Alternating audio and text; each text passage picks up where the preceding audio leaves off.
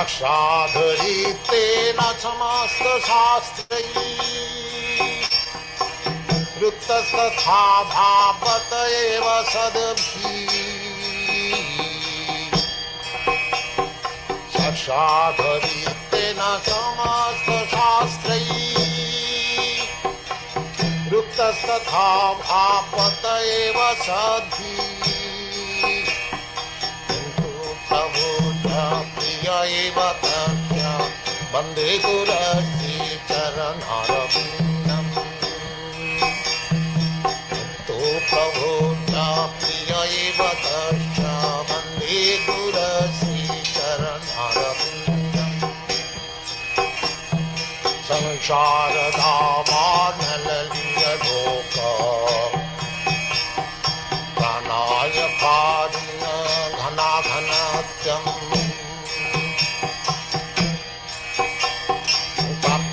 सकलन गुणार्णवश वन्दे गुरश्री चरणारविन्दम्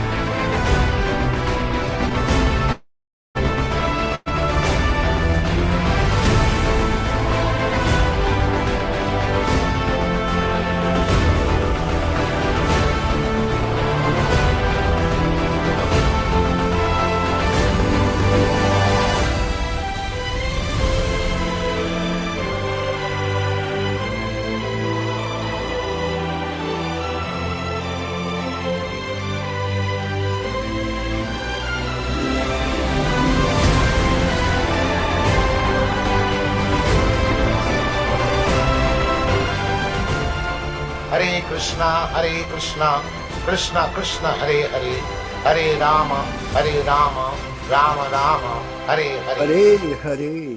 All glories to Śrīla Prabhupāda, and all glories to the members of the Prabhupada Disciples Association, Hare Krishna Society worldwide.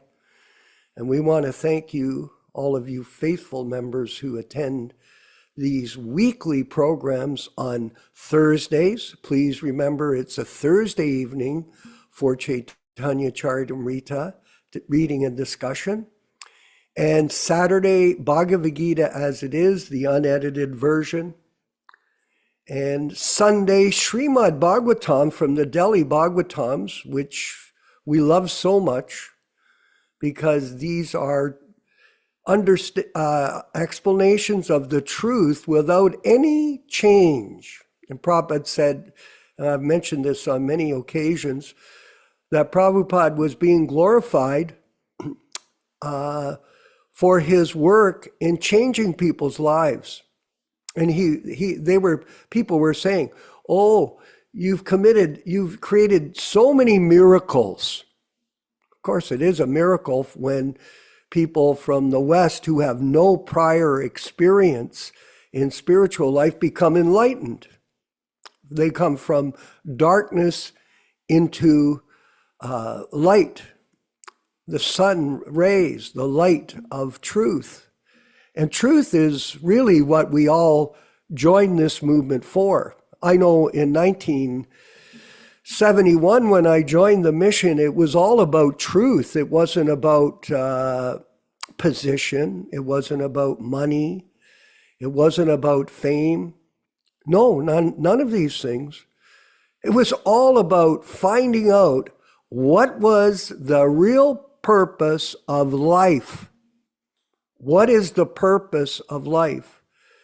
And that can only be understood when you get the association, Rupesh, of a bona fide spiritual master, someone who is truly enlightened, and not by the association of people who pose, and pretend to be spiritual leaders when they're not.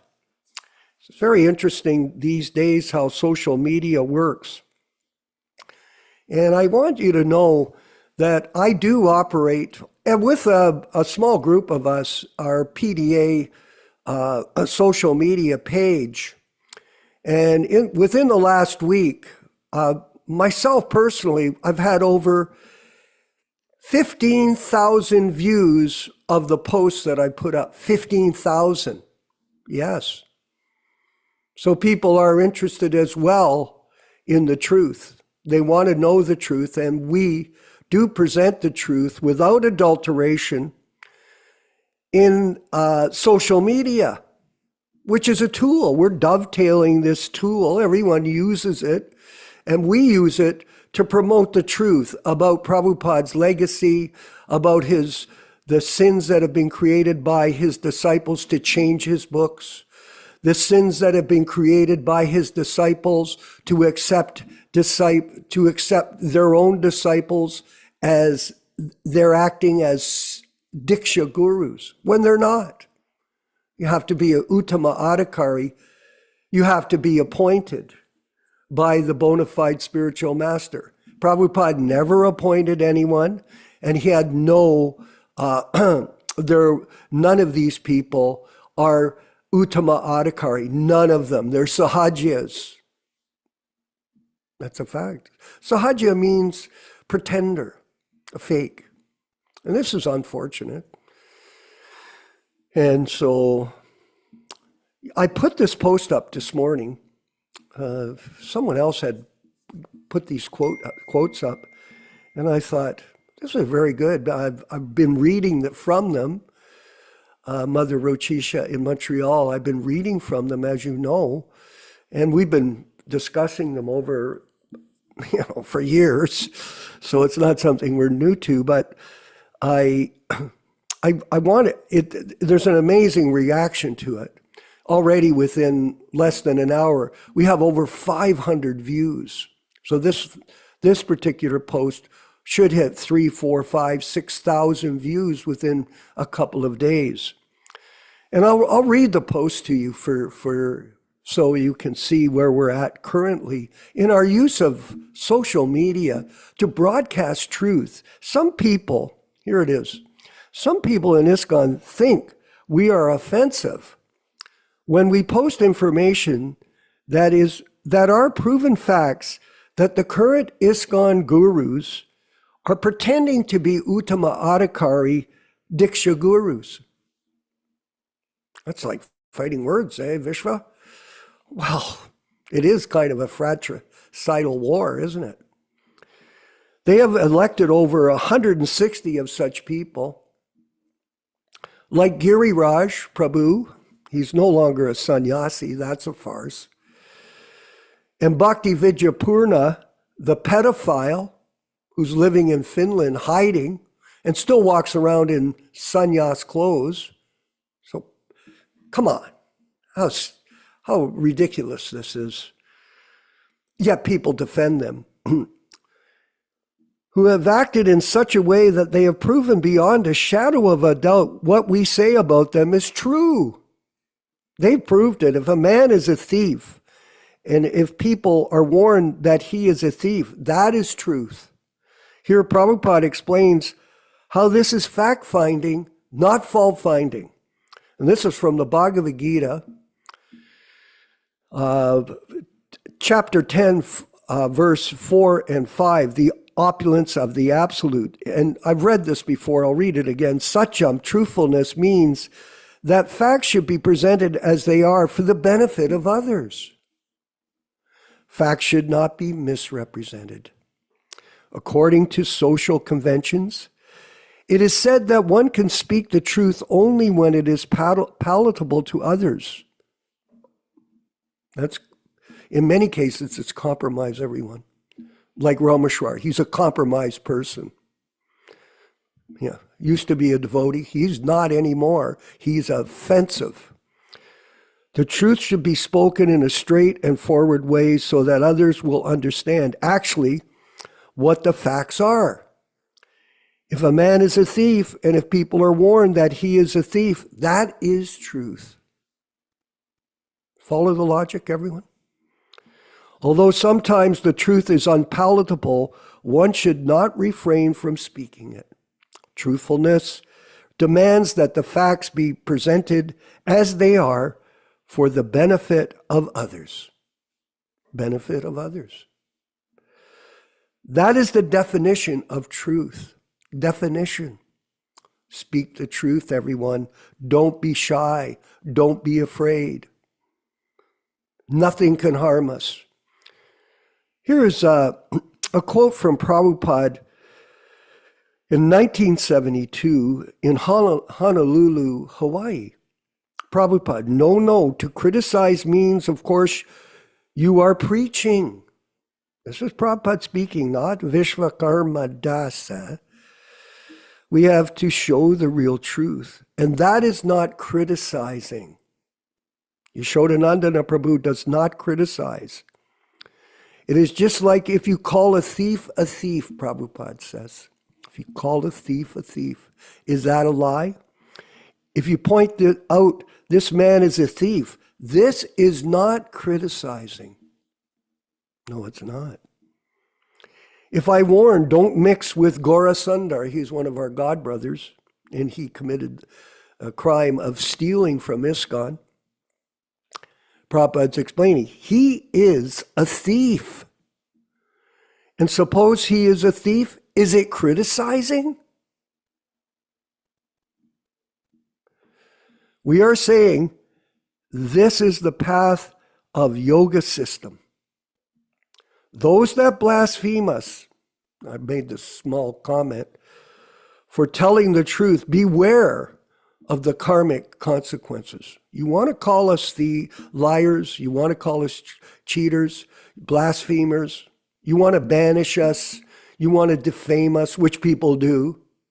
Oh yeah, there's constant campaign.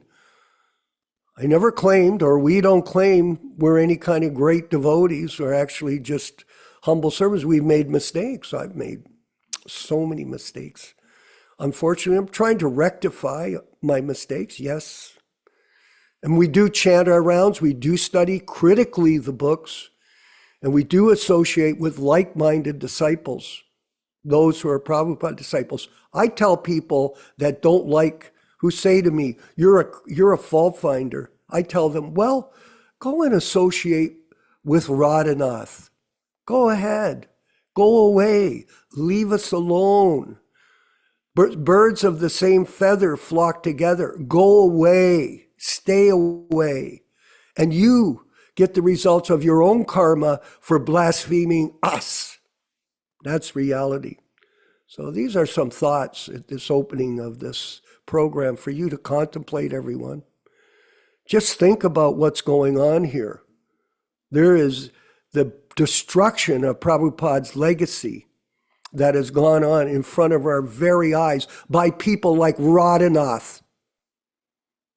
This person is extremely poisonous and should be avoided at every situation. Radhanath, he writes these bogus books. He does all kinds of nonsense, and nobody says anything because they're afraid. Well, you've met a group that's not afraid, and if you don't like it, go listen to him. See if you get inspired. That's okay. He's got some kind of podcast.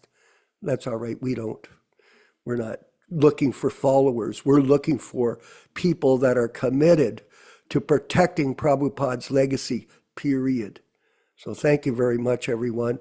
We'll move forward, and we're studying carefully the diaries of Śrīla Prabhupāda, which are so inspiring for us to study. critically. Now, some people may not understand it. Of course, they don't understand what a great man does because they never did anything either. But fortunately for all of us, we've done different things and we understand what greatness is. And when you read his diaries, you see truly what a great man is. And Prabhupada is beyond greatness. He is the transcendental ambassador in real time, beyond time and space, of Sri Chaitanya Mahaprabhu. That is the truth of the matter. And on Tuesday, April 19th, 1966, we go back in time together and with our spiritual master, Śrīla Prabhupāda. And the sunrise, he writes, was 5:10 a.m. Sunset was 6:50 p.m. and moonrise, 4:57.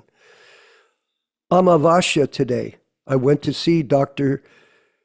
J.K. Banerjee, but he was not in his office. I left on his table the matter for press report, no letter received. So Prabhupada was in correspondence all the time, tracking letters he sends out and received. His expenditure was bus fare 45 cents. So that's 3 rides on the bus, everyone. 15 cents each. Wednesday, April 20th, 1966. Sunrise was 5:08 a.m. Sunset was 6:51 p.m. and moonrise was 6:48 p.m. Pratipada. Paid Paul $1 for expenditure. Today I took my meals at Dr. Mishra's place. I took back the TR and tried the typewriter and tried for its repair without any success. Expenditure for bus fare again was 45 cents. Evening meeting at 7 to 9 p.m. Now he was giving dissertations. And only 4 persons attended. Not very successful in a relative sense. The collection was $4. No money either. Nobody's really giving anything. They don't really get it. On Thursday, April 21st, sunrise was 5:06 a.m., sunset was 6:52 p.m., and moonrise was 7:58. Dwitya bus fare was 30 cents, paid Paul $2, and the expenditure was $2.30. Prabhupada's paying to live at the Bowery with this Paul fellow. Friday, April 22nd, sunrise 5:05 a.m., sunset 6:53 p.m., moonset 9:09. Tritiya bus fare was 45 cents, paid Paul $1.10, and expenditure was $1.45. In the evening, 5 gentlemen attended. Their contribution was $4. So despite no money, he was sure to pay $1 a day minimum to Paul for his share of using the loft. In the Bowery, Saturday on the 23rd of April, sunrise 5:04 a.m., sunset 6:55 p.m., moonset 10:20, Chaturthi, paid Paul $2, bus fare 15 cents, and the expenditure was $2.15. No income here. Again, I went to Ananda Ashram at noon. Mr. Mishra paid all my expenses for going. Prabhupada was doing the kirtan there. Sunday. So it's Sunday. It's moving along here. Time is flying. April 24th, 1966, everyone. Sunrise, 5:02 a.m., 5:56 p.m. was the moon sets, 11:31, Panchami. Today I remained the whole day at the Ananda Ashram, came back in the evening. Paul was not in the apartment. He was probably out doing LSD. Expenditure, bus fare, 15 cents. Received 2 letters at 72nd, one from Vrindavan and the other the Secretary President. So Prabhupada had moved over to the Bowery. He was picking up his mail. Talked with Miss Sulong Richter, 893 Lincoln Road, Brooklyn. And he gives her phone number. So he's preaching, he's organizing. Monday, April 25th, another start to the week. Sunrise was 5 a.m., sunset was 6:57, Shasti. I went to see Mr. Bogart. He was not in the office, but his assistant was given a note to contact Pitcher. Saw the Marine office.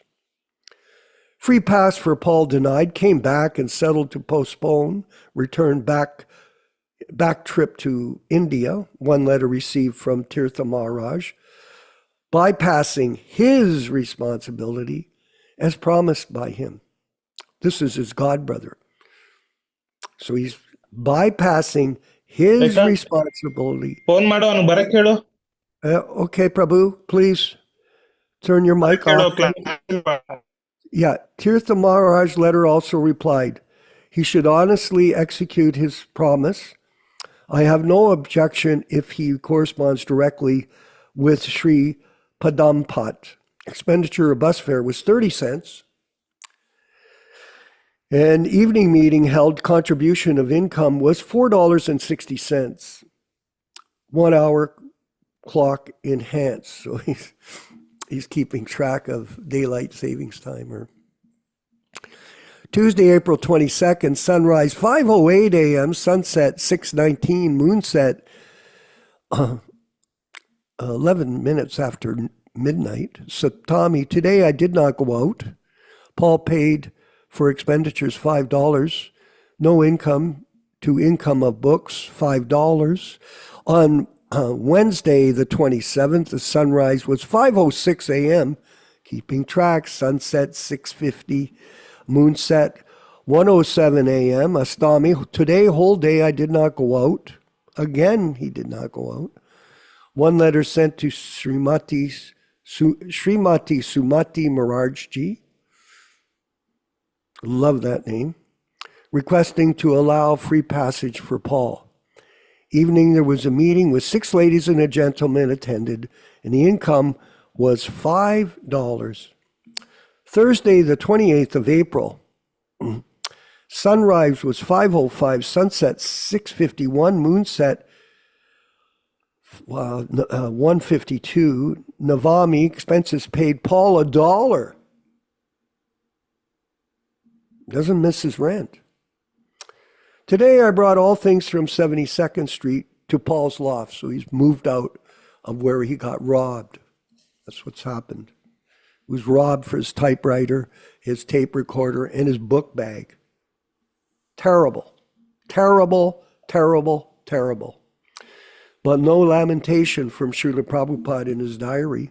Friday the 29th on April, sunrise 5:03, sunset 6:52, moonset 6:52. Dasami, today I met Pitcher's secretary for information, the vacating of the room. She promised a check on Tuesday afternoon, deposited with the bank $17, so he got a refund. Talked with Banerjee, he had not yet sent the report. Talked with Bogart, no news. There was a meeting with 5 gentlemen. In the evening, there was a meeting with 5 gentlemen attended, and he got a contribution of $14.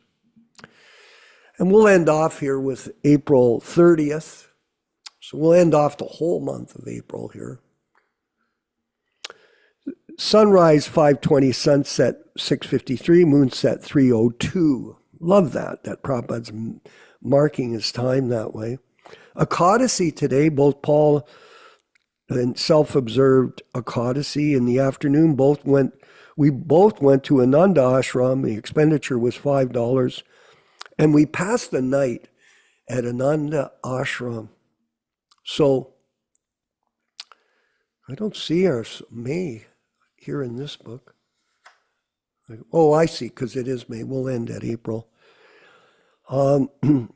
Very interesting pace to Prabhupada's writings here in the diary, very early writings and very revealing about his character, his personality, and his commitment, and his seriousness in spreading Krishna consciousness. All glories to Śrīla Prabhupada and the Sankirtan movement of Lord Chaitanya Mahaprabhu. We'll move forward with the chanting of Radha Madhava, Jai Radha Madhava, by Śrīla Prabhupada, and then we look forward to our Śrīmad-Bhāgavatam reading and discussion being led by His Grace Yaśodā-nandana Prabhu, my wonderful godbrother, our wonderful godbrother, and we're so blessed to have this opportunity to be a part of the Prabhupada Disciples Association, Hare Krishna Society presentations, and please tell other people to join us if they feel so motivated. All glories to Śrīla Prabhupada.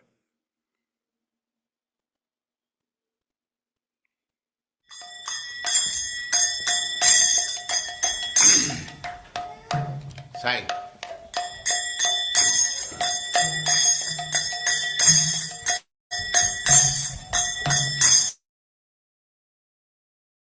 Jaya Radha Madhava Punya Bihari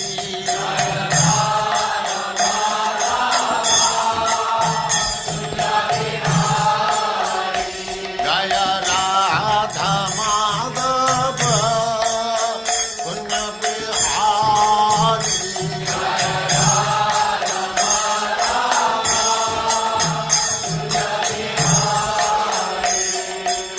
Gopi Jana Vallabha Girivaradhari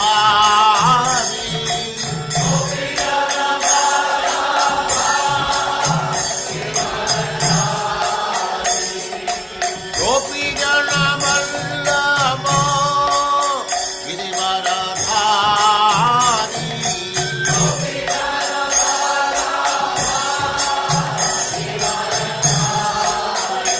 Jaya Radha Madhava Bihari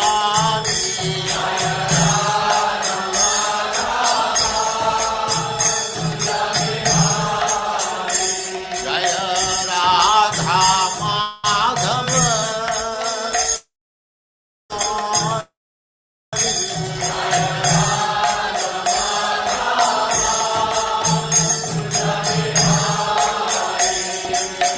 Gopi Jana Vallabha Girivaradhari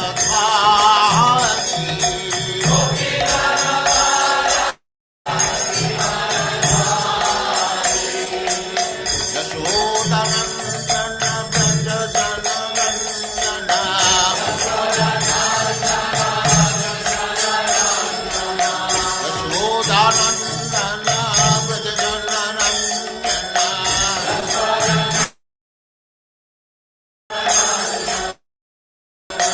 Jamuna Tira Vanachari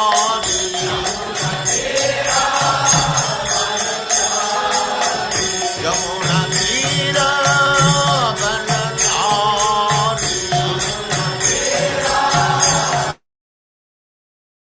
Radha Madhava Punya Bihari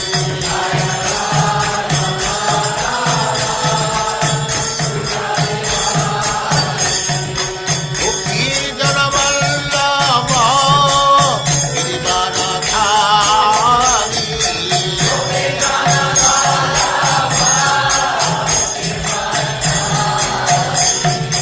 Gopi Jana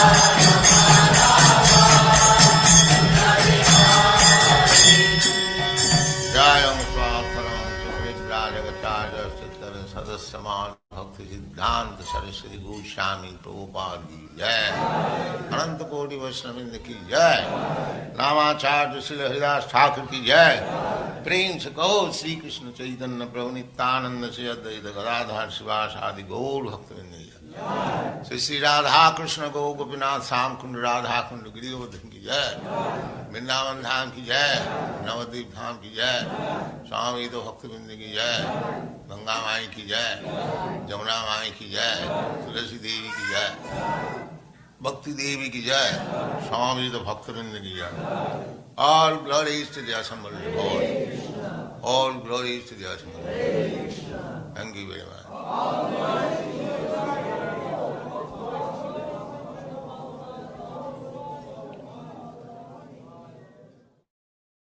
Om Namo Bhagavate Vasudevaya. Om Namo Bhagavate Vasudevaya. Om Namo Bhagavate Vasudevaya. O my Lord, Sri Krishna, the son of Vasudeva, the all-pervading personality of Godhead, I offer my respectful obeisances unto you from Śrīmad-Bhāgavatam 1:1:1. Narayanam namaskritya Narayanam namaskritya Naram cheva narottamam Naram cheva narottamam Devim Saraswatim Vyāsam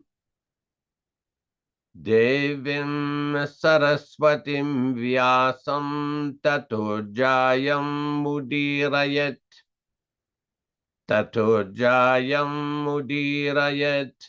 One should utter the means of conquest, Śrīmad-Bhāgavatam, after offering respectful obeisances, 1, to the personality of Godhead Narayana, 2, to the Narayana Rishi, who is the supermost human being, 3, to the Mother Saraswati, the goddess of learning, then 4, to Śrīla Vyāsadeva, the author, from Śrīmad-Bhāgavatam 1-4.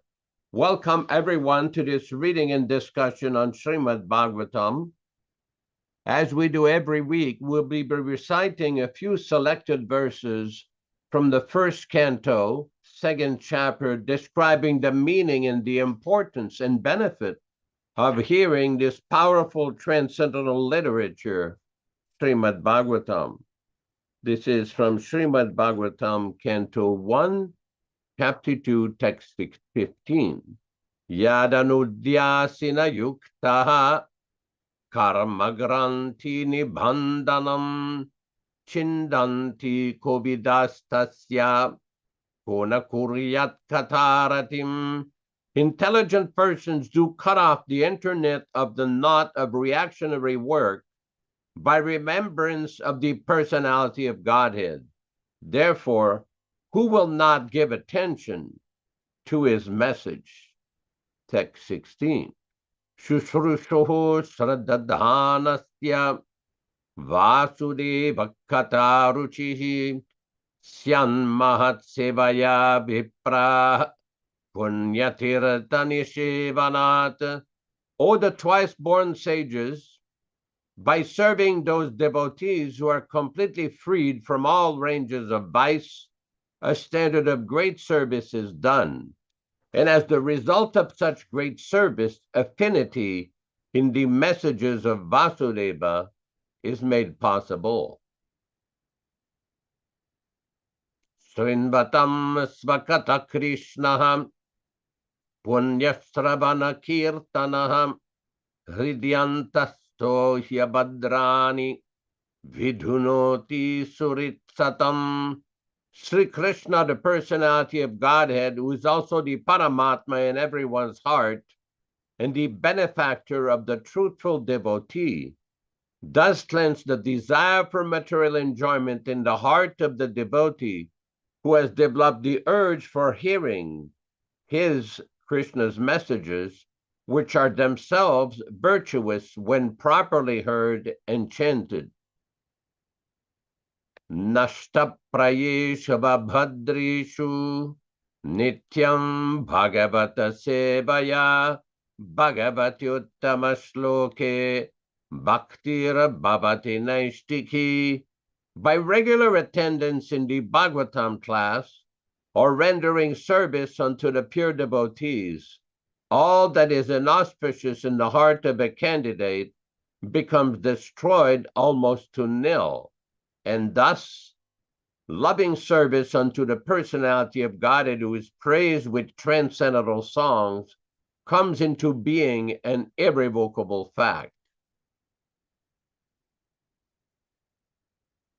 Tadarajastamo bhava kamalo bhadayaschaye chetayeterana viddam stitam sattve prasidati. As soon as irrevocable loving service is fixed up in one's heart, at that time the effects of the nature's mode of passion and ignorance, such as lust, desire and hankerings, etc., do disappear from one's heart, and he becomes fixed up in the mode of goodness, which makes him completely happy.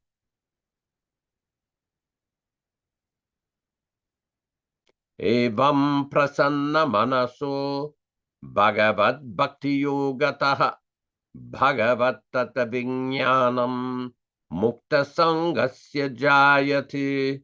Thus, when one is positively fixed up in the mode of unalloyed goodness, the enlivened-minded man affected by contact of devotional service of the Lord can positively know scientific knowledge of the personality of Godhead in the stage of liberation from all material association.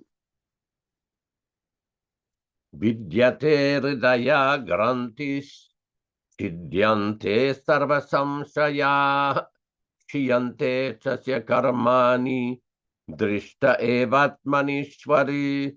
The knot of one's heart is thus pierced, and all misgivings are cut into pieces. The chain of fruitive actions are terminated along with the seeing of oneself, the dominating factor. We will proceed with our reading. This reading is being conducted from the original 1962 New Delhi edition of Śrīmad-Bhāgavatam, first canto, first volume. All synonyms, translation, and purport by His Divine Grace A.C. Bhaktivedanta Swami Prabhupāda, Founder-Ācārya of the International Society for Krishna Consciousness, also known as the Krishna Consciousness Movement. We are reading from Canto 1, Chapter 5, text number 34.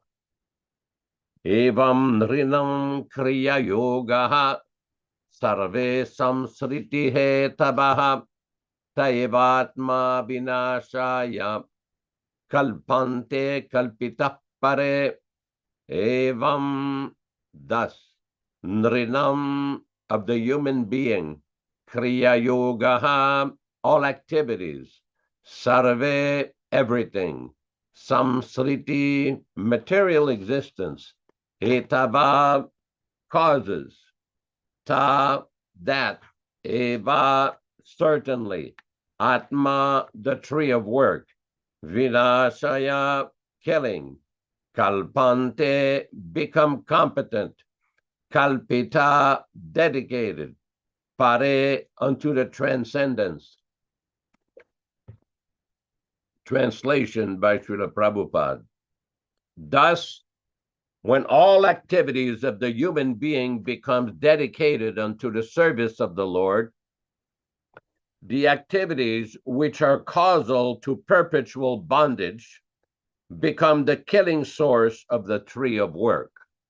Purport by His Divine Grace, Śrīla Prabhupāda. Fruitive work which has perpetually engaged a living being in growing the tree of work, as it is compared with a banyan tree in the Bhagavad Gita, is certainly very much deep-rooted.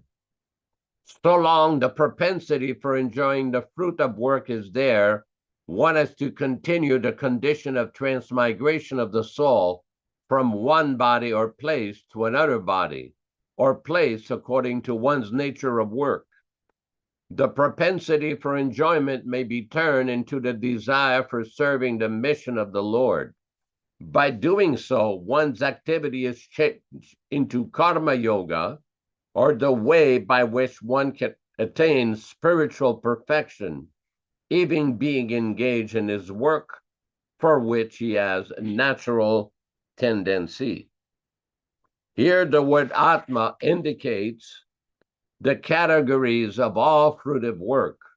The conclusion is that when the result of all fruitive and other work is dovetailed with the service of the Lord, they will cease to generate further karma and will gradually develop into transcendental devotional service, which will not only cut off completely the root of the banyan tree of work, but also will carry the performer to the lotus feet of the Lord. The summary is that one has to first of all seek the association of pure devotees who are not only learned in the Vedantas, but also self-realized souls and unalloyed devotees of Lord Sri Krishna, the personality of Godhead. In that association, the neophyte devotees must render loving service physically and mentally without any reservation. This service attitude of the neophyte will induce the great souls more to be favorable for bestowing their mercy, which infects the neophyte with all the transcendental qualities of such pure devotees. Gradually, this is developed into the strong attachment for hearing the transcendental pastimes of the Lord, which makes him able to catch up the constitutional position of the two gross and subtle bodies, and beyond them is the knowledge of pure soul and his eternal relation with the Supreme Soul, the personality of Godhead. After the relation is ascertained by establishment of the eternal relation, pure devotional service of the Lord begins gradually developing into perfect knowledge of the personality of Godhead, beyond the purview of impersonal Brahman and localized Paramatma. By such Purushottama Yoga, as it is stated in the Bhagavad Gita, one is made perfect even during the present corporal existence, exhibiting all the good qualities of the Lord to the highest percentage. These are the gradual development by association of pure devotees. Om Ajnana-timirandasya Jnananjana-shalakayam Chakshuranmilitam Yena Tasmai Shri-Gurave Namah. Namo Vishnupadaya Krishna Prestaya Bhutale Srimate Bhaktivedanta Swami Namine. Namaste Saraswate Deve Gauravani Pracharine Nirvishesha Shanyavadi Paschatya Desatarine Bhakti Siddhanta Shishyaya Bhaktivedanta Namine Prasannaya Prashantaya Tasmai Shri Gurave Namah. Bhagavad Vandanam Khadyam Guru Vandana Purvakam Kshiram Sarkara Yuktam Kadati Visheshataham Adadana Srinam Danteridam Yachi Punaha Punaha Srimad-Rupa Padam Bhoja Dhulishyam Janma Janmani Amsho Bhagavatusmyaham Sadadasu Asmi Saravatam Tat Kripa Pikshako Nityam Tat Prishta Sadkaromisvam Sri Krishna Chaitanya Prabhu Nityananda Sri Advaita Gadadhara Srivasadi Gaura Bhakta Vrinda Hare Krishna Krishna Krishna Hare Hare Hare Rama Rama Rama Hare Hare. In this section of Śrīmad-Bhāgavatam, we see that Vyāsadeva, Nārada Muni, is telling Vyāsadeva the explanation of the science of bhakti, the systematic progress on a path of devotional service. And Śrīla Prabhupada is nicely explaining this. Sometimes it is called Kriya Yoga or Karma Yoga. And in the same purport, Prabhupada explains it is also called the Purushottama Yoga. In other words, this is the systematic process of developing our relationship with Krishna. We see in the Chaitanya Charitamrita and Śrīmad-Bhāgavatam, the same process is very nicely explained. In the Madhya Lila of Chaitanya Charitamrita, Krishna Das Kaviraj, this is chapter 22, text number 53. Madhya Lila of Chaitanya Charitamrita, chapter 22, text 53. It is quoted from Śrīmad-Bhāgavatam, canto 7, chapter 5, text 32. Canto 7, chapter 5, text 32. Nesham matistavadaru kramangrim sprishatya narta pagamo yadartaha mahiyasam padarajo bhishekam nishkinchananam narabrinita yavat. Unless human society accepts the dust of the lotus feet of great Mahatmas, devotees who have nothing to do with material possessions, mankind cannot turn its attention to the lotus feet of Krishna. Those lotus feet vanquish all the unwanted, miserable conditions of material life. Purport by Śrīla Prabhupāda. This verse appears in Śrīmad-Bhāgavatam 7.5.32. When the great sage Nārada was giving instructions to Maharaja Yudhishthira, he narrated the activities of Prahlad Maharaja. This verse was spoken by Prahlad Maharaj to his father Hiranyakashipu, the king of the demons. Prahlad Maharaj informed his father of the 9 basic processes of bhakti yoga.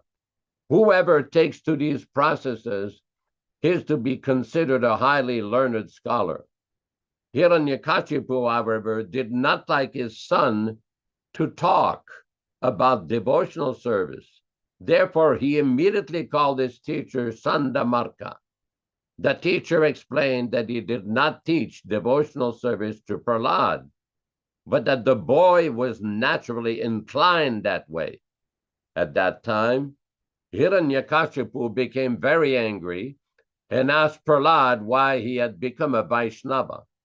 In answer to this question, Prahlad Maharaj recited this verse to the effect that one cannot become the Lord's devotee without receiving the mercy and blessings of another devotee. And what's interesting about this is when we go to the next verse in the same chapter of Chaitanya Charitamrita, there is a very nice famous verse that Prabhupada used to often quote, Sadhu Sangha, Sarva Shastrakai, Lava Matra, Sadhu Sange, Sarva Siddhi Hoy. The meaning of that verse means the verdict of all revealed scriptures is that even by a moment's association with a pure devotee, one can attain all success.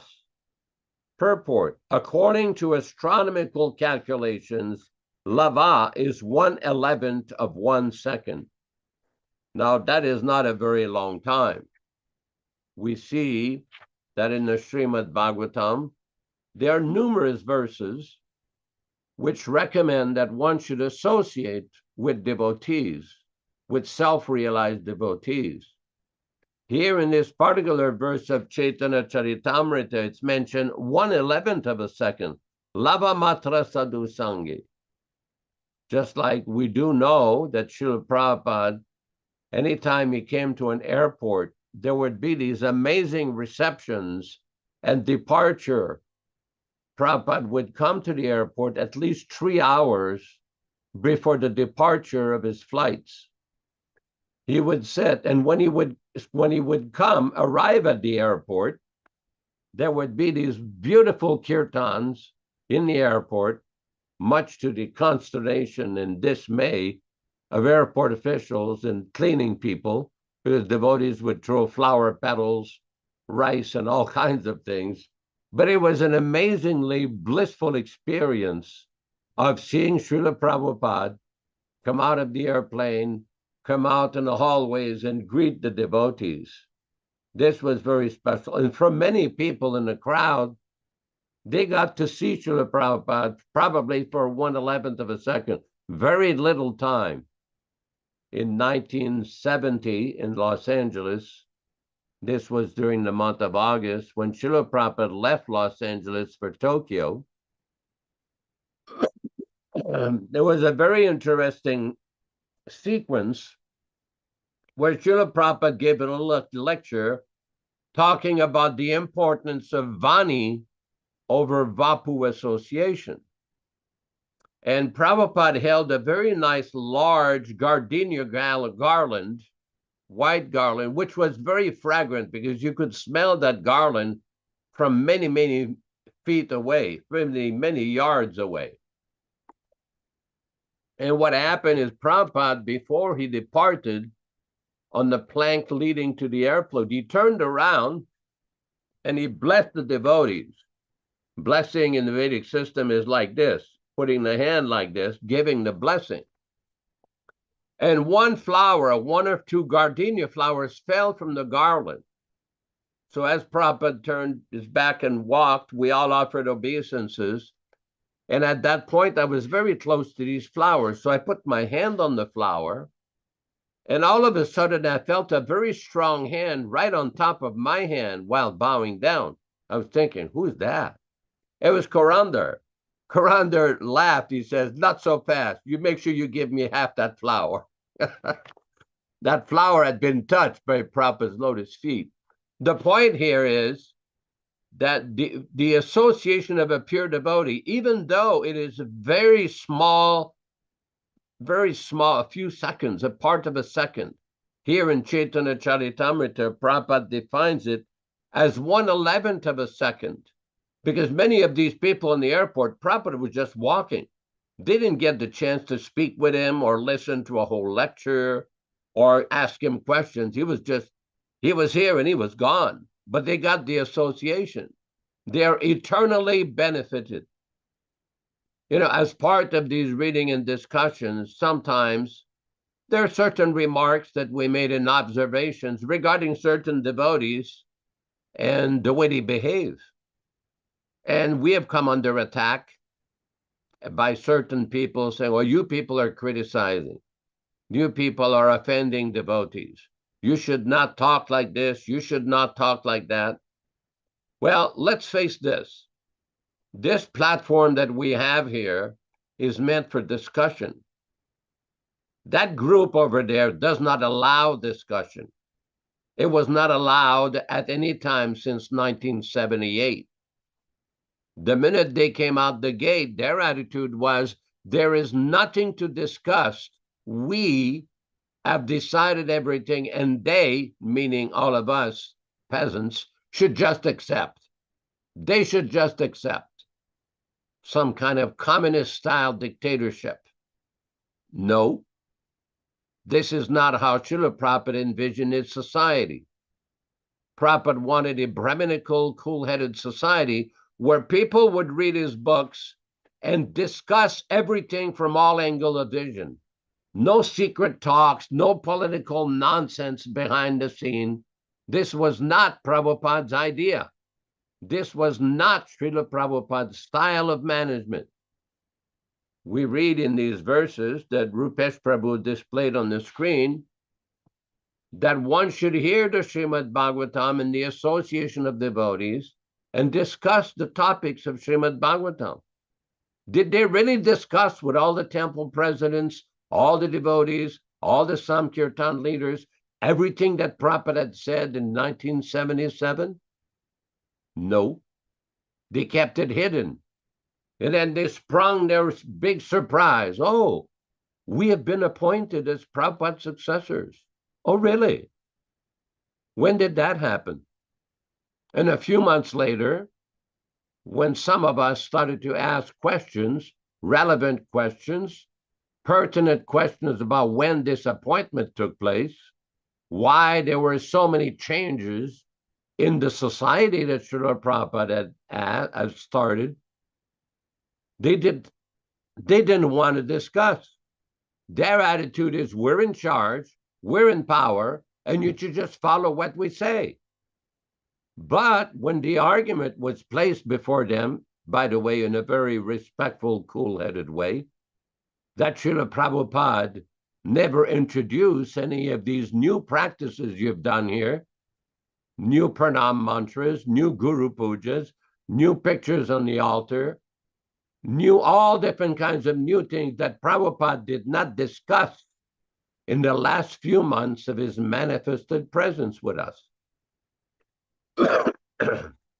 Well, their reply was, well, we're in charge. Prabhupada told us to manage the society, and you people are envious, and you should just accept. Oh, I see. So rather than answer relevant questions, the outlandish accusation of being envious came out. Really? Well, discussing spiritual topics is not a manifestation of envy. As a matter of fact, it's a manifestation of intelligence. Now, in my case, I'm not very intelligent, but in the case of Pradyumna Panditji, he was highly intelligent. He was bringing up very relevant, important topics for the affairs of the society and the future of the society. How did they deal with it?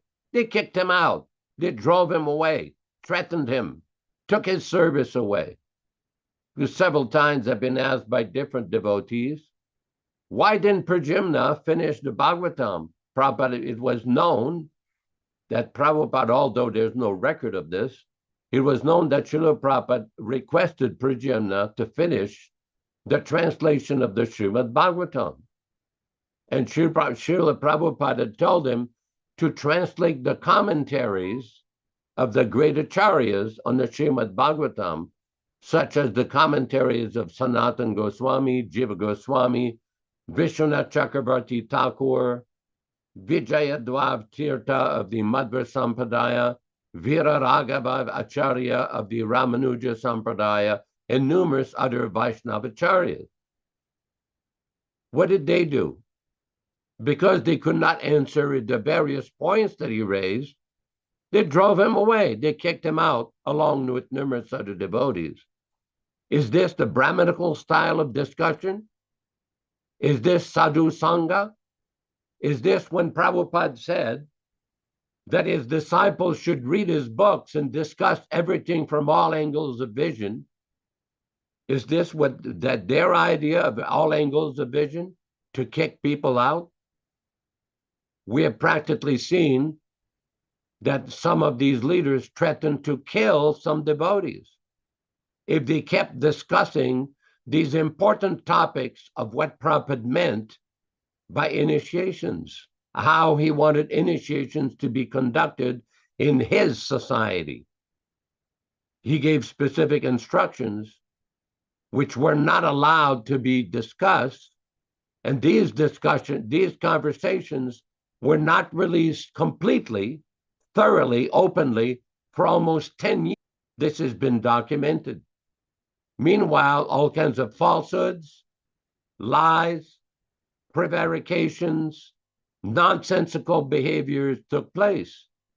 Various peoples were driven away from Prabhupada society, all because of the personal ambition of some ambitious persons.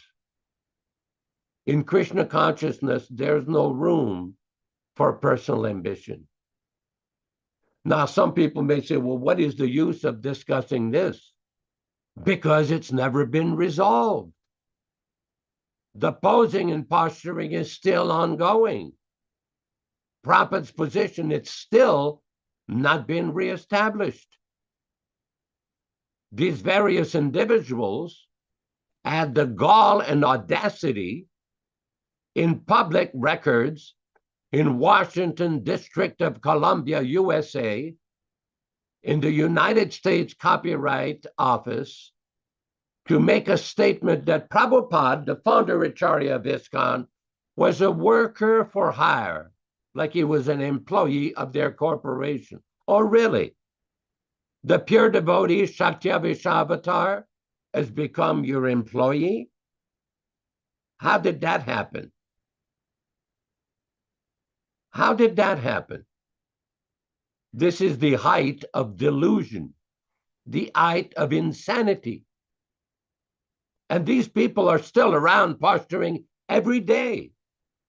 They still have the audacity to put their pictures on Prabhupada's altars after publicly insulting him, publicly blaspheming him for so many years, and they're still claiming to have been appointed as his successors. Now, this is the difference between sadhu sangha and non-sadhu sangha. If one carefully hears from authorized sources, one will come to the right conclusion. But if one hears from non-authorized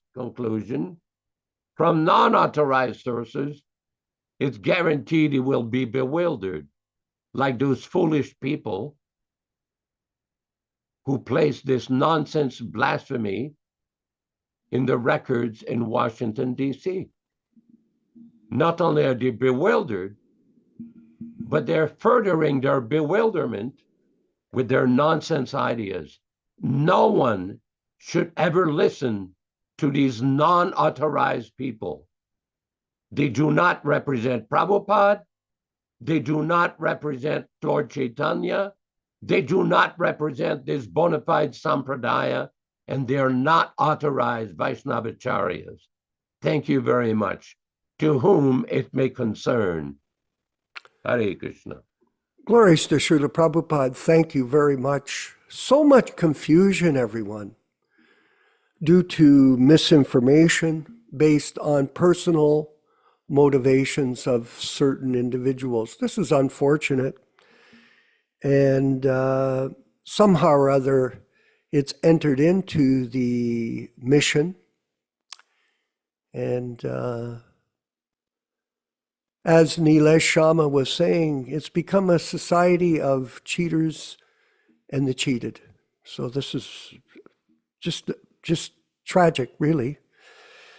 And I wanted to go today again to the verse purport from text 34. I thought there was something very revealing here in the purport for us.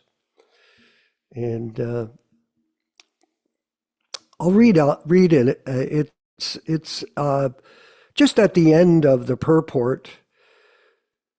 And Prabhupada's talking about the gradual development of pure devotional service.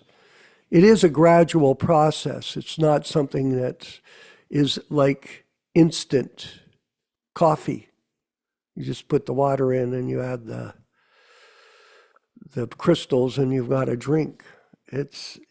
Life is not, in spiritual life, it's not gradual or it's not instantaneous. It's a gradual process, especially for all of us from the West, we're not born in a Vaishnava family, but we're being trained. So Prabhupada says here, gradually this is developed into a strong attachment for hearing the transcendental pastimes of the Lord, which will make him able to catch up the constitutional position of the two gross and subtle bodies, and beyond them is the knowledge of pure soul and his eternal relationship with the Supreme Soul, the personality of Godhead.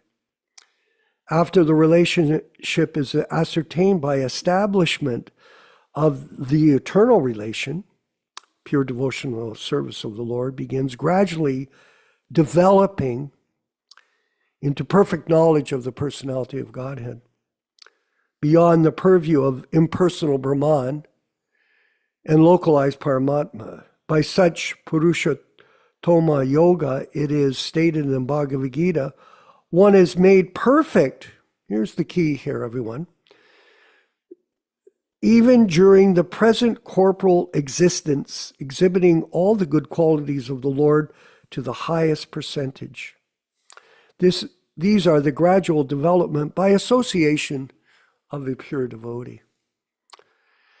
So Prabhupada's explaining here that it is possible to become situated in the transcendental pastimes of the Lord, even while you're living in this material body. And I wanted to go back to 1971 in Hamilton, Ontario here, where this the first Hamilton temple was started. A couple of devotees came from Buffalo and took up the service here in Hamilton. They thought, or they perceived that there were a lot of people, especially our group. We had a small-time famous band here in Hamilton and somewhat of a large following back then. And so we had a house that we were, back then people got houses after they moved out of their house. And our band had a house near my house here in Hamilton, incidentally now. And we had people coming around who were following us because we had fans, thousands of fans actually. And my friend Uttama Shloka who joined, we all joined together. He had got the Bhagavad Gita. A fellow Vishnu Dutt had taken the Bhagavad Gita from McMaster Library and brought it to our house. And Uttama Shloka started to read the Gita and make notes, and he became infatuated with it. And he thought, oh, I have to teach this to everybody. I think he was 18 years old at the time. And then then he met the devotees and decided, well, I'll invite the devotees to live at Vishwakarma's house. So these people showed up at my house. I had to move out. I wasn't interested in becoming a devotee. But eventually things turned around, and somehow there was, I have to say this, Prabhu Pirangelo, I was dragged into Krishna Consciousness. I don't know. I was just meant to be. And as a result, 18 people from Hamilton became Prabhupada disciples, initiated by Śrīla Prabhupāda. This city alone, 18. And it was all because of their being involved with us back then.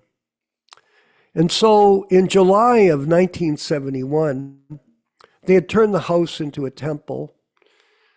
And I joined the Sankirtan party. I shaved my head, gave up my Fender Precision 1967 blonde neck Precision, which these days is worth $30,000, and gave the money to Dharmaraj to pay for the rent. There's an interesting story about that, how I ended up in jail because of that. But at any rate, we went down to Detroit, and Yaśodā-nanda had spoken about we went in a truck. And we all packed into the vehicle and drove down to Detroit because Prabhupada was coming to Detroit. I had been in the temple for 6 months. And so it was decided I would get initiated. Okay, fantastic. And we went down to Detroit, and Detroit, they had a temple on Jefferson Avenue that Bhagawan had opened and was running. And so we got there and we made the preparations before Prabhupada came. It was like a great, celebration that the pure devotee was coming. We knew very little about Krishna consciousness, but we had an understanding of Prabhupada's position as the representative of Lord Chaitanya, the representative.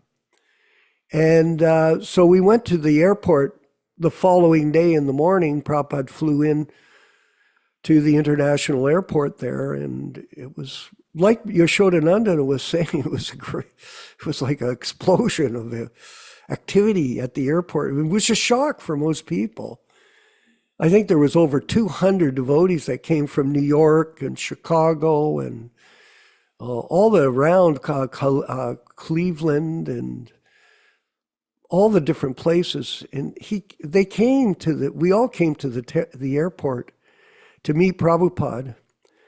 And somehow or other, when Prabhupada came out, we all just were cheering, and we were all weeping mostly. All the devotees were in this ecstasy. I think it was based more on sincerity of purpose. Everybody was very, very, all these people were very serious about finding out about the truth.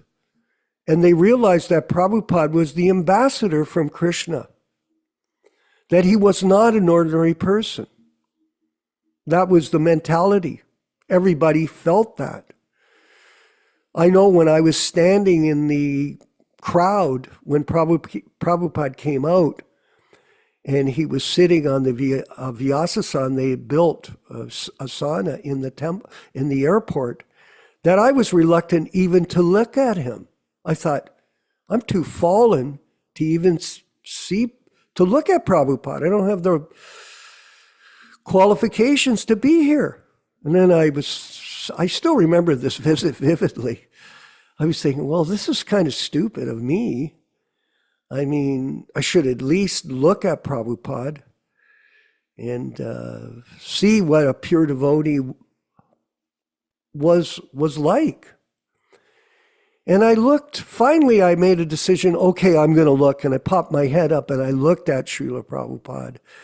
And it was the first time I'd ever seen somebody drink water from a cup without touching it to his lips. This was a brand new thing for me. And Prabhupada had the cup of water, and he poured it like a silver stream into his throat, without touching his lips. And as I looked at that, I saw in my own neophyte state a person that was not part of this material world. I could see it. A very vivid realization. And Prabhupada says here in the purport, one is made perfect even during the present corporal existence, exhibiting all the good qualities of the Lord to the highest percentage. That was Śrīla Prabhupāda. Not this body, but the eternal servant of his spiritual master, Śrīla Bhaktisiddhanta Saraswati Thakur. The eternal servant of Lord Chaitanya. And in this way, this energy, transcendental energy, was affecting all of us, everyone in that airport. It was a truly tremendous transcendental experience that we were all blessed with, yes. Now someone could say, well, how is that possible? Well, you had to be there. That's basically it. Of course, nowadays, we're presenting the literature of Śrīla Prabhupada like these purports, and this is the same experience for all of us. Yes, that we're experiencing, that Prabhupada lives with us in sound vibration. He's living with us. He is. And for those people who are serious about this process of spiritual life, they are blessed with the Vani incarnation of our spiritual master, A.C., His Divine Grace, A.C. Bhaktivedanta Swami Prabhupāda. This material world is Asat, Achit, and Nirananda. That's all we knew.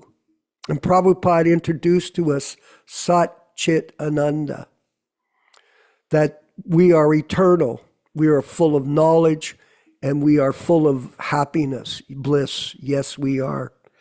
And Nicho Nichananam, Chaitanas Chaitananam, Eko Yo Bahuda Vadati Kaman.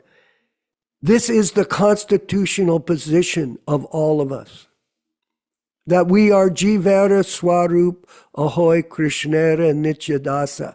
We are the eternal servants of the spiritual master, the liberated soul, that we're blessed to have the opportunity to serve. We're asking people in our group, please step up and help us to produce these shows, to produce the books, to promote this message to other people, to help them in their journey also back home, back to Godhead by association with Śrīla Prabhupāda. Yes, this is a reality. And this is something that we can all be thankful for. This is an opportunity. An opportunity comes very rarely, as Yaśodā-nandana Prabhu was explaining. Even if you get 1 second of association with the pure devotee. And for myself, I was blessed. I did have Prabhupada on my head, his feet on my head. I won't talk about that today. I did get a chance to have, on multiple occasions, his remnants of prasadam, Maha prasadam. Yes, very fortunate. And I'm still alive and able to do some service, so I'm blessed to have this chance, and I appreciate it very much. And we thank all of you for being a part of this effort to protect his legacy. Yaśodā-nandana Prabhu, please, if you could continue.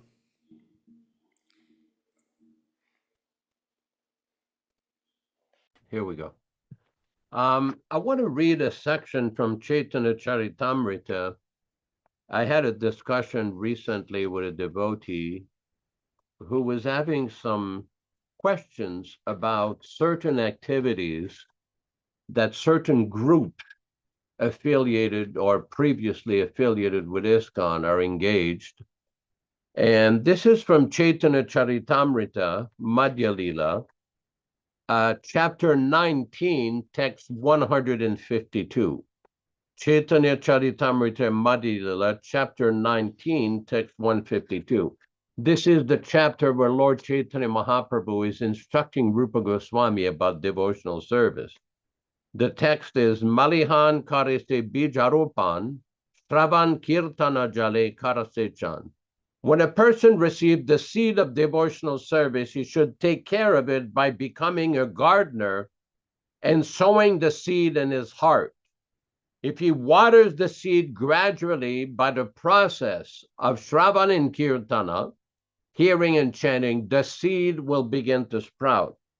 When we look into the second paragraph, Prabhupada said, the word Guru Prasada indicate that the spiritual master is very merciful in bestowing the boon of devotional service upon the disciple. That is the best possible gift the spiritual master has to offer.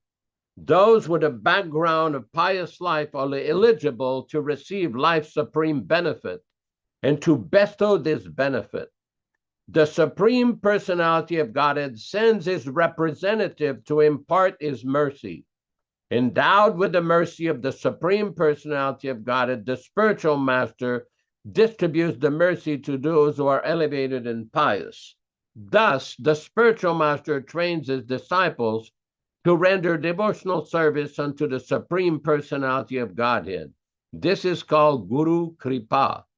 It is Krishna Prasada, Krishna's mercy, that he sends a bona fide spiritual master to the deserving disciple. By the mercy of Krishna, one meets the bona fide spiritual master, and by the mercy of the spiritual master, the disciple is fully trained in devotional service of the Lord. Bhakti Lata Bij means the seed of devotional service. Everything has an original cause or seed.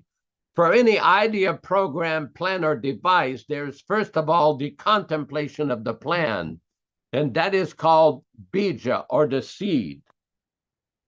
The methods, rules, and regulations by which one is perfectly trained in devotional service constitutes the Bhakti Lata Bij, or seed of devotional service. This Bhaktilata Bij is received from the spiritual master by the grace of Krishna. Other seeds are called Anya Bilasa Bij, Karma Bij, and Jnana Bij.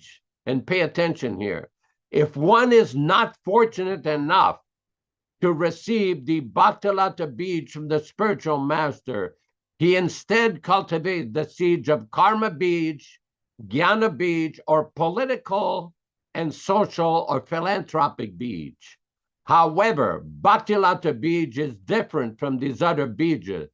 Bhaktilata Bij can be received only through the mercy of the spiritual master. Therefore, one has to satisfy the spiritual master to get Bhaktilata Bij. Yasya prasadad bhagavat prasadaha. Bhaktilata Bij is the origin of devotional service. Unless one satisfies the spiritual master, he gets the bij or root cause of karma, jnana, and yoga without the benefit of devotional service. However, one who is faithful to his spiritual master gets the Bhaktilata Bij. And Prabhupada goes on like this. The point is, we see practically from a historical perspective that many persons who came in contact with the pure devotee, Prabhupada is willing to give that Bhaktilata Bij, but by the behavior and the philosophy of some of these people, the question may be legitimately raised, which kind of bija or seed are they cultivating? Is it the social bij? Is it the political bij or philanthropic bij? You be the judge. Hare Krishna. Yes. And it's interesting to note, Yaśodā-nandana Prabhu, that this explanation of Guru Tattva is the key to understanding the purpose of life. There is no other way. There is no other way. The opportunity to hear the messages of Śrīmad-Bhāgavatam, Chaitanya Charitamrita, and Bhagavad Gita from a pure devotee of Krishna is very rare in this universe. And so this mystery, when we speak of mystery, it's a puzzle. There's a great puzzle. And life is so complicated in a relative sense because the mind, the subtle body of the conditioned soul, can become very confused by material experiences. Just even a short life of 70 or 80 years. You look at your life and it comes to us all the time in our dreams when we're sleeping and walking around. The mind is thinking this and that. And we somehow or other get bewildered that this is me. I, me, and mine. My house, my car, my family, my money, my fame. It's all ephemeral. Doesn't exist, really. It's just a dream. It's just passing in time here. But if we have the chance or the opportunity to associate with a bona fide liberated soul, like Śrīla Prabhupāda, we are truly blessed. Yes, we are. And we should be joyful every day. And we're also very fortunate to be a part of this program, which is, I often speak about this to all of us. Out of 168 hours a week, yes, that's how much time we have every day, every week. We have 4.5 hours we've dedicated ourselves. Some of us seem to be very committed to this. That's a sign of great seriousness. It's not a big deal. Look at when you go to university, how many hours do you spend in the class when you're studying? How many hours? When I was at university, it was so many hours. And then not only study in the class and listen to the professors, but at the same time, you had to study when you went home. And then you had your exams. You had to spend so much time studying political science and studying economics. And those were my majors at university. You study, study, study. But people think, oh, I don't have time to attend these classes. I've got an excuse to do something else. Okay, that's fair. But the best use of time is to get this association, the best use of time. And this is important. And those people that see the importance and participate in these programs with us are really the great souls that exist on this planet. And it is our job, all of us together as a group, to continue, I'll repeat it again, to protect Prabhupada's legacy by explaining to others the truth of the matter. And we're going to call upon our friend Puranjana. I believe I saw his beautiful pictures under his... Is he still with us? Hello, Haiba. Yeah, there he is. Glories to Śrīla Prabhupada. Prabhu, maybe you could make a few comments for everyone's benefit today at the discussion and reading. Yeah, I was having a kind of an interesting discussion with a devotee in England, and he's coming to the realization that most of the devotees are basically crazy. And he was kind of making a complaint about it, that Prabhupada had accumulated a lot of crazy people, in his group. And so I said, that's true, but whatever Krishna provides, we should accept that. So and I told him that one of the people that I first met when I came to the temple was named Kanapriya, and he was like a real crazy guy, but I didn't know that because I was just a new guy.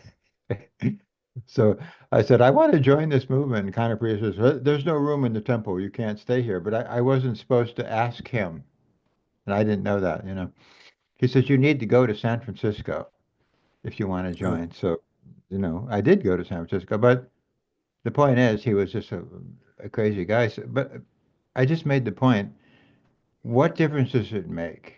If Krishna sends me a letter and a crazy person is delivering the letter, why would I complain about that? Krishna's God. If he wants to use crazy people, that's up to him. It's not my job to complain. Oh, this crazy person handed me this letter. What difference does it make? I got Krishna in the letter. That's the point. That's the real point. And so I tried to emphasize that to this person, that yes, Prabhupada just utilized what Krishna gave him. And we can't complain about what Krishna gives us. We have to be just pleased that Krishna gave us anything. If Krishna gives you anything, you have to fall on the ground crying in happiness and say, oh my God, Krishna gave me this. Who cares what the messenger was or who he is?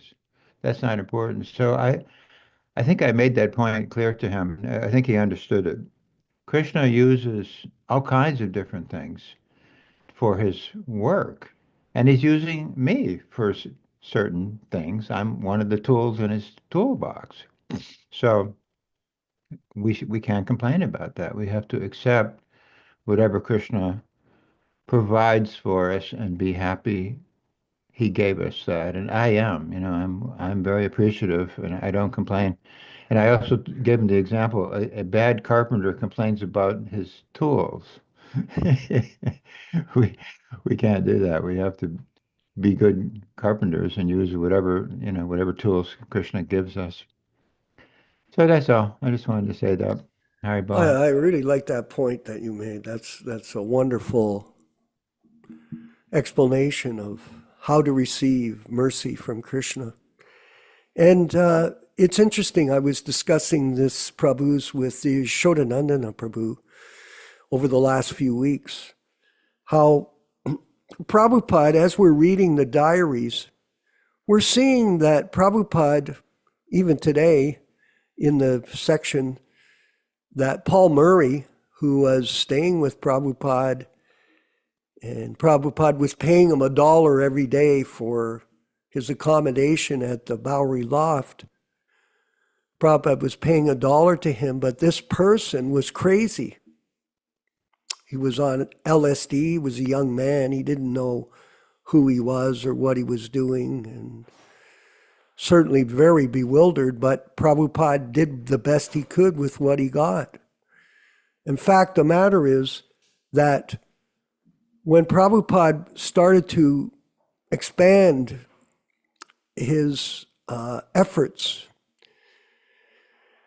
at the Matchless Gift Store, when he opened it and things started to take off. Now we're still in April discussing Prabhupada's, progress there in the diaries. So it starts to take off, and then people started to come around. It started to grow. Were these people fixed up when they came? No. Was Keith Ham a pure devotee when he showed up? No, he was actually gay. He was gay, and so was Hayagriva. They were both gay men. I think they were in a relationship of some sorts. And like that, there were all kinds of crazy people. And as it's turned out in 2024, most of these people have gone back to crazy land. They're compromised, they're confused, they're so bewildered. But did Prabhupada reject them? No.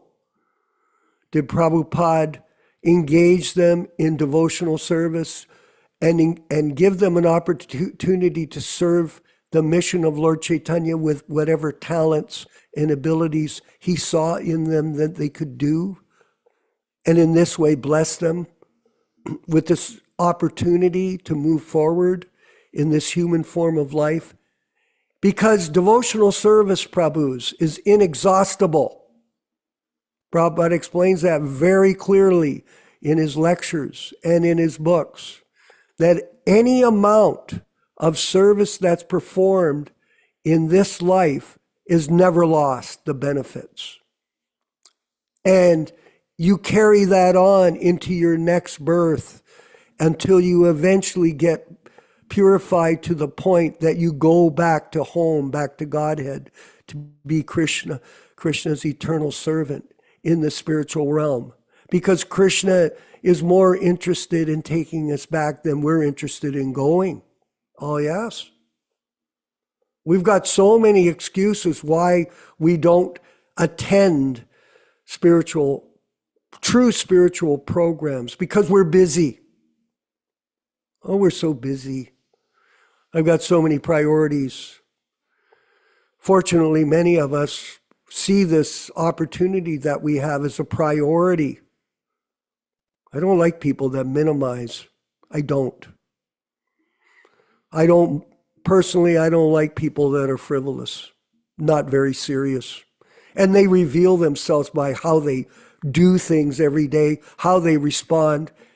It becomes apparent by their behavior. But that's not my position to criticize or instruct them. It's up to them to internally understand what we're saying and how we hope that these people will also pick up the ball and run down the field with us in this team of people that are here to protect Prabhupada's legacy. So thank you, Paranjana, for your explanation this morning about how people, they may be crazy, but we try our best to work with them. And in this way, everyone gets benefit by the grace of Śrīla Prabhupāda. Oh, I see somebody, our friend. Are you in a car? Or no. Are you in your car? Nilesh Sharma.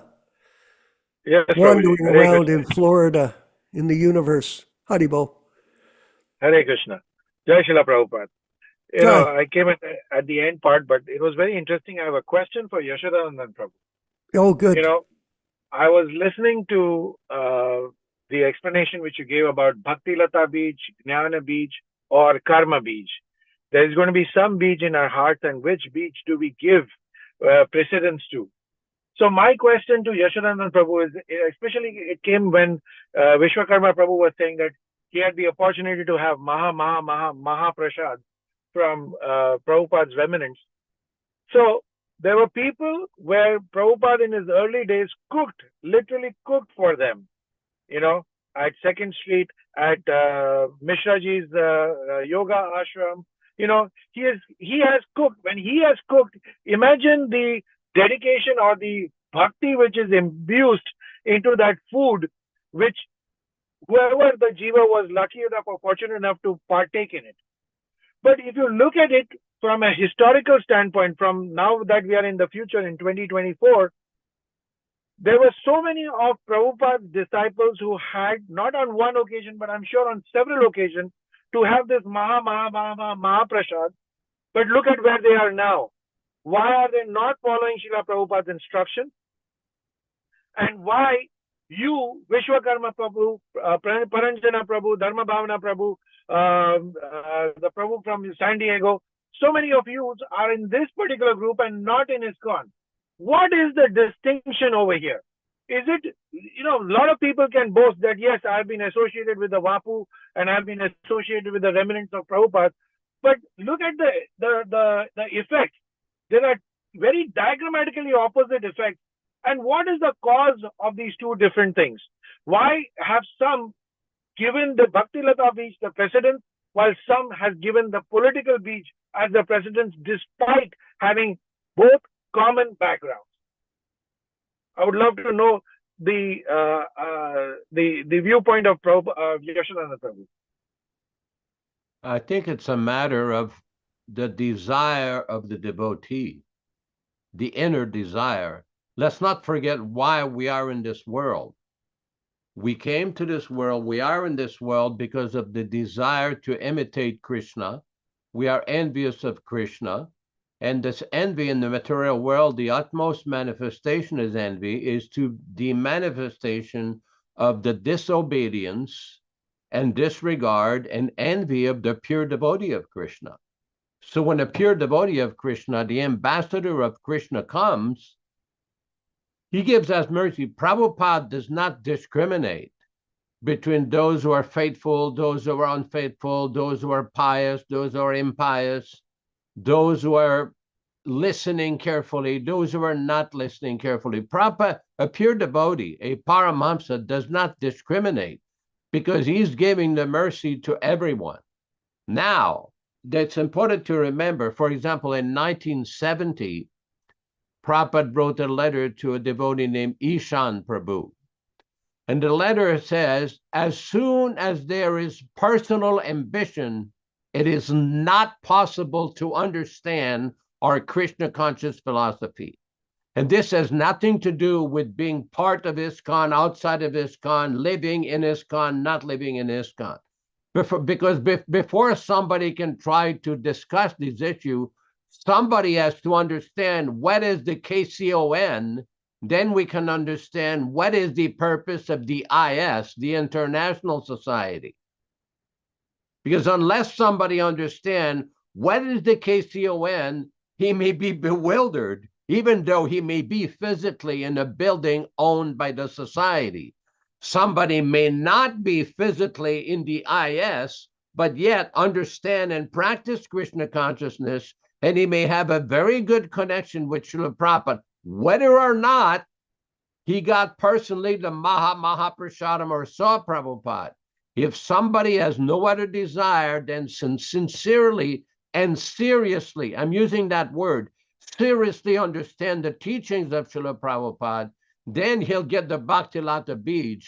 And those who have some other motivation for money, profit, adoration, distinction, name, fame, power, all of these different weeds, they'll get something else.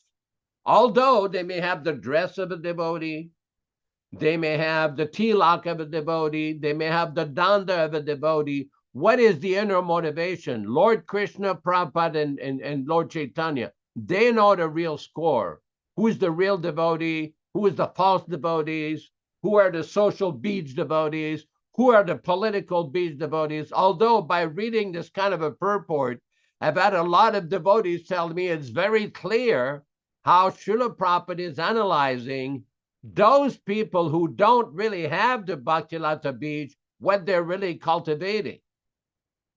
It doesn't take a wizard to figure that out. Just like, for example, people sometimes say, oh, you two are always, no, we're just quoting Prabhupada and making analysis and observation on the basis of Prabhupada's statement. For example, in the ninth canto of the Bhagavatam, Prabhupada said, there are many karmis in the dress of devotees in the Krishna consciousness movement. In another place on the Chaitanya Charitamrita, there are many envious persons in the Krishna consciousness movement. In another place, Prabhupada, if one thinks there are many non-devotees or pseudo-devotees in the International Society for Krishna Consciousness, one can associate directly with the spiritual master. Why? Let me bring this point up. The whole society that Prabhupada started was started on three basic fundamental principles. Number one, he wrote his books. He spent the night, every single night, to write his books. Right? We're reading these diaries. Prabhupada was writing his books even then, every day. Number two, he structured the society that his disciples should study and read his books. Everybody knows Prabhupada wanted everybody to attend morning class, Śrīmad-Bhāgavatam, evening class, Bhagavad Gita. And he told devotees, besides that, you should read my books at least 1 to 2 hours a day. Okay, so Prabhupada wrote the books, told us to study the books, and number three, he structured his society to engage devotees in distributing those people that had received the knowledge in his books to go out and help to distribute these books. Everything has become derailed by some motivated persons who did not quietly understand Prabhupada's books and who started to change the teachings in his books to rationalize their nonsense ideas. For example, after Prabhupada departed, some misleaders in that society started to propagate the idea that now we have to start all these gimmicks, bumper stickers, baseball hats, rock and roll records, Korean oil painting, all kinds of gimmicks for a higher profit margin, for money making, rather than stick to Śrīla Prabhupada's instruction to only distribute his books. As a matter of fact, during Prabhupada's manifested presence in Germany, one leader started to distribute Prabhupada's records. When Prabhupada heard about it, he says, no, do not distribute my record, distribute my books. Now, all three of these activities were compromised when people started to change the books, distribute nonsense gimmicks, and give political classes instead of seriously studying the book. Because I've been criticized by some people, not many. You spend too much time with the Sanskrit, the word for word, and chanting all these mantras. Well, where do you think I got this idea from? I grew up in Canada. I didn't grow up studying Sanskrit. Although I was studying the Vedas when I was 14 years old from a Sanskrit academy in Paris, France, in French. But I didn't understand anything. But I didn't have technical Sanskrit learning. I was not born in a Brahmin family.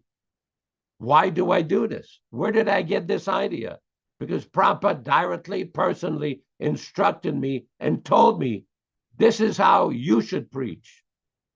This is how to teach devotees and children how to understand my books. The word for word, chant some eulogies, some shlokas, study carefully every statement in Prabhupada's books. Now, people may criticize. I've received that instruction, and I do know that Vishwakarma Prabhu and many other persons have received those instructions. As a matter of fact, in 1982, when I met Vishwakarma Prabhu in Toronto, he told me a story that he may not remember, but I remember it. After he had acquired the temple there in Toronto, Prabhupada told him, please do not turn this temple into a Haribol Sampradaya. And Vishwakarma Prabhu told Prabhupada, what is a Haribol Sampradaya? Prabhupada says, in India, they have these different Vaishnavas, especially in Bengal. They'll chant Haribol, Haribol, but they don't study the Shastra. So you have to, along with the worship, with the chanting of Haribol, you have to study the Shastra, study my books.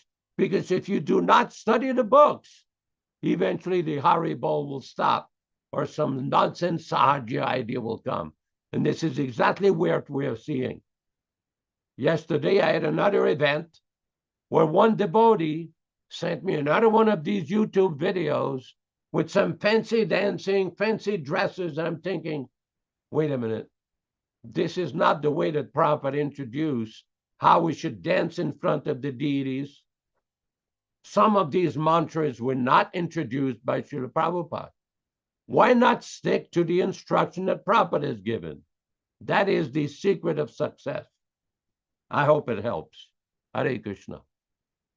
Yes, it does help. And thank you. And thank you, Nilesh, for your question. We do really appreciate it. We've come to 11:48 already, unfortunately. I wanted to just further give a quick response to you, Nilesh Prabhu, that why is it that some people are carrying on with devotional service with a proper understanding and some aren't?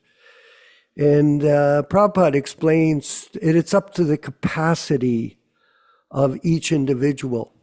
Your past life, what you did in the past, Nilesh, and what you're doing in the present, that will determine your ability to understand the truth when you hear it. It's your capacity. It's a talent. There's an opportunity for us. It's a talent. Just like some people are expert in a particular field. Why is it that they're expert? Because they're blessed with that capacity by the grace of the Lord. So all of us, this is a science. You're a scientist already in your field of dental work. A scientist, you study the science.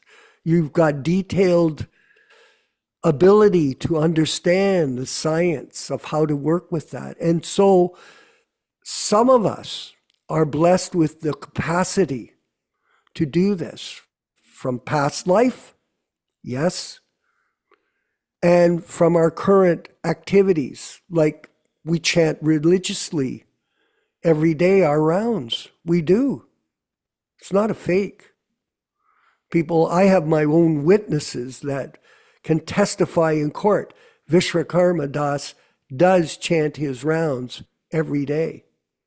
So that's why we always encourage all of us to do that, because this formula of devotional service is the method for the mystery of spiritual life to be revealed to the sincere practitioner.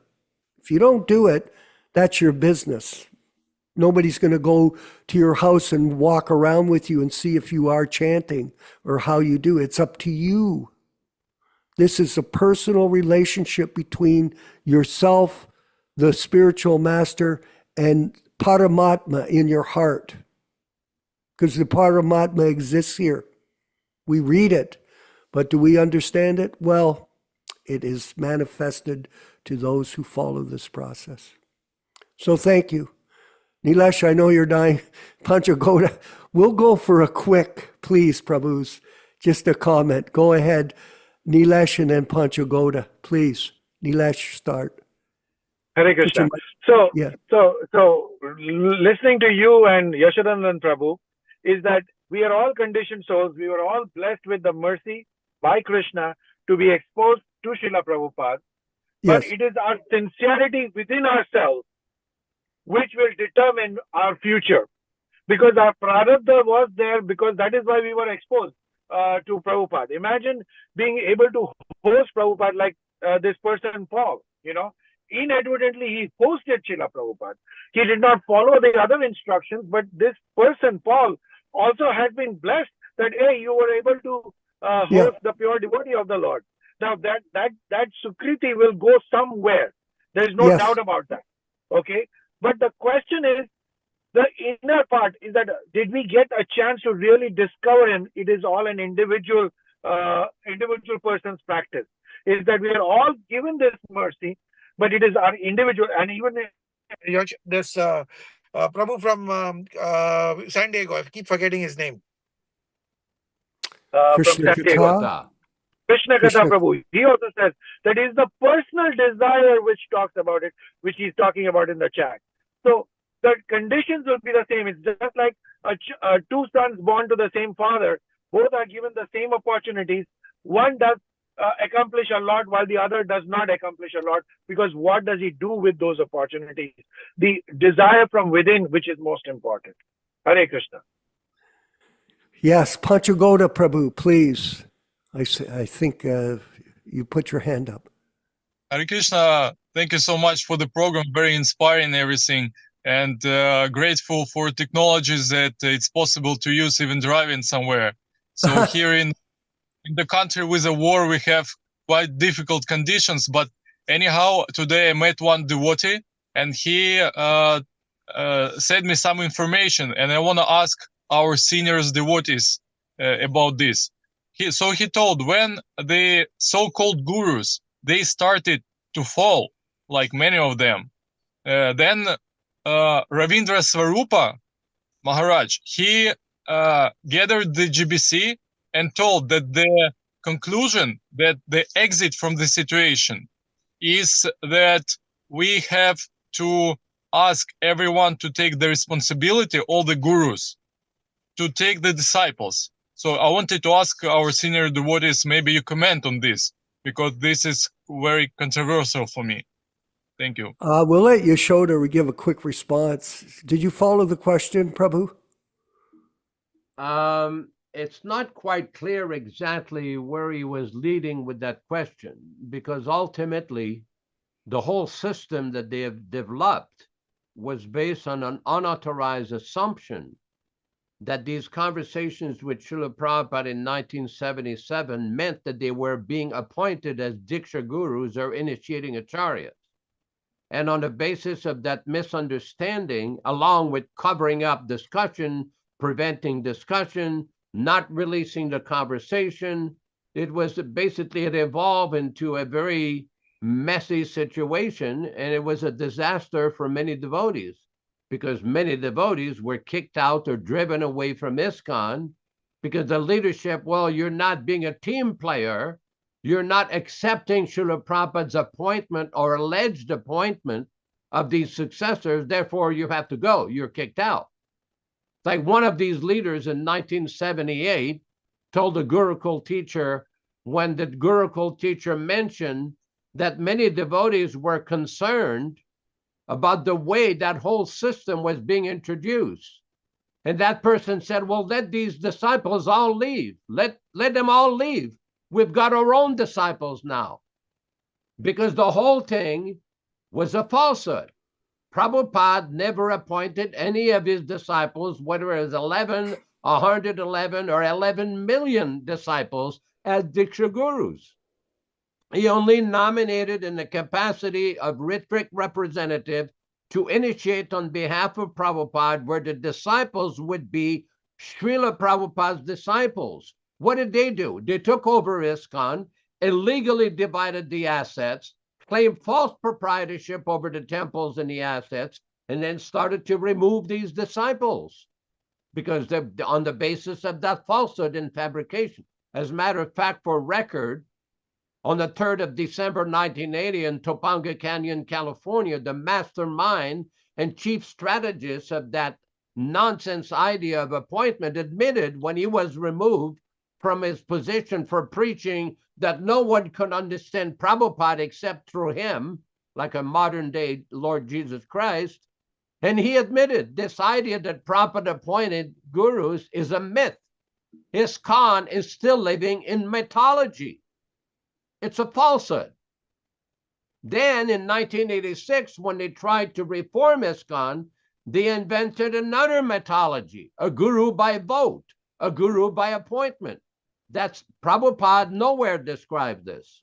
The only thing Prabhupada has ever described is people would be trained, pass an examination, and unfortunately, during Prabhupada's manifested presence, that was never factually introduced, but that was the only thing that he mentioned, not this voting system or electing system, which is political nonsense.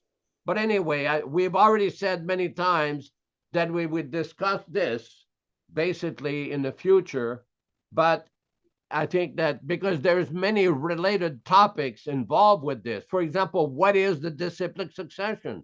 How does one connect with the disciplic succession? Is it merely a physical thing? Is it like an electrical current or something? How about those disciples who never met Prabhupada and Prabhupada accepted them as his disciples? They didn't live for 6 months with Prabhupada. How were they disciples? Another thing, Prabhupada is in Calcutta, and these people talk about karma. It's so important to have a... Well, if Prabhupada is in Calcutta, he's giving permission to initiate somebody who's in London. How does the karma get purified? What do the Shastras say? What does Jiva Goswami say in the Bhakti Sandarbha? How does the karma become purified? These are all questions which should have been discussed right then before they started this show bottle circus that they have. I once asked an ISKCON guru, you say you have thousands of disciples. Prabhupada made thousands of disciples. What did you do with those disciples that he put under your care, under your management? Oh, he said, I don't have time to discuss this. I got to go give a lecture. Well, you better find the time, because 46 years later, devotees are still asking questions, and they're not getting too many answers from that group. After all, what can you expect from those who claim that they have seen the truth? Thank you very much. Hare Krishna. Okay, well, thank you everyone for being a part of a very detailed explanation of the truth and the truth of the matter for everyone's inspiration and enlivenment. You know, it's a blissful experience to have this opportunity. And thank you, everyone. We'll be back next Thursday. Now, please mark that down. It's Thursday evening, no longer Wednesday. We've had a slight decline in our attendance, and we understand, you know, sometimes schedules are different and responsibilities are there. But nonetheless, we'll carry on with the programs, because we do post all of the programs in our online YouTube channel, Hare Krishna Society. And these last few weeks, we've been getting a very big response from people. Seems to be proliferating, and people are interested in the things that we're presenting. So share this information with people that you know and invite them to come along. We do want other God brothers and God sisters to join us in our panel discussion. We're not restricting that, outside of the fact that we have different rules in terms of participation, so there is no, you know, trouble online to have this type of open forum to explain the philosophy to everyone. So thank you again. All glories to Śrīla Prabhupāda. Yes, Yaśodā-nandana Prabhu, please. One very quick comment. I want to thank very much Pierangelo Prabhu with the beautiful picture of Lord Damodar behind his head. And Ruchisa Mataji, she has again a picture of Mother Yasoda chasing Lord Krishna. I'm convinced a lot of times, I don't think these are just pictures. These are manifestations from their heart, their pure hearts, and it's manifested behind their heads. Hare Krishna. Let's go on with the kirtan. Yes, please.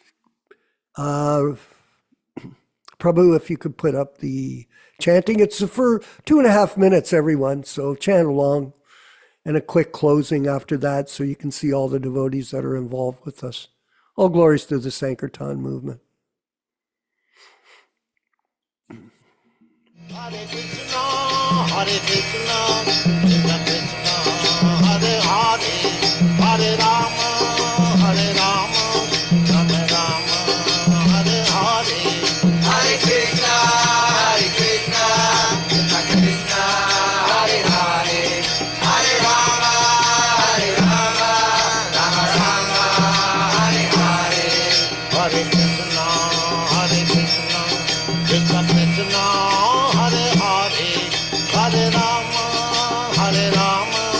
Rama Rama, Hare Hare. Hare Krishna, Krishna Krishna, Hare Hare, Hare Rama, Rama Rama, Hare Hare. Hare Krishna, Krishna Krishna, Hare Hare, Hare Rama, Rama Rama, Hare Hare. Hare Krishna, Krishna Krishna, Hare Hare, Hare Rama, Rama Rama, Hare Hare. Hare Krishna, Krishna Krishna, Hare Hare, Hare Rama, Rama Rama, Hare Hare. Hare Krishna, Krishna Krishna, Hare Hare, Hare Rama, Rama Rama, Hare Hare. Hare Krishna, Krishna Krishna, Hare Hare, Hare Rama, Rama Rama, Hare Hare. Hare Krishna, Krishna Krishna, Hare Hare, Hare Rama, Rama Rama, Hare Hare. Hare Krishna, Krishna Krishna, Hare Hare, Hare Rama, Rama Rama, Hare Hare. Hare Krishna, Krishna Krishna, Hare Hare, Hare Rama, Rama Rama, Hare Hare. Hare Krishna, Krishna Krishna, Hare Hare, Hare Rama, Rama Rama, Hare Hare. Hare Krishna, Krishna Krishna, Hare Hare, Hare Rama, Rama Rama, Hare Hare. Let us offer our respectful and humble obeisances to all the assembled Vaishnava devotees of the Lord. Vanchakalpa tarubhyascha kripa sindubhya evacha patitanam pavanebhyo Vaishnavibhyo namo namaha. I offer my respectful obeisances. We all offer our respectful obeisances unto all the Vaishnava devotees of the Lord who can fulfill the desires of everyone, just like desire trees, and who are full of compassion for the fallen souls.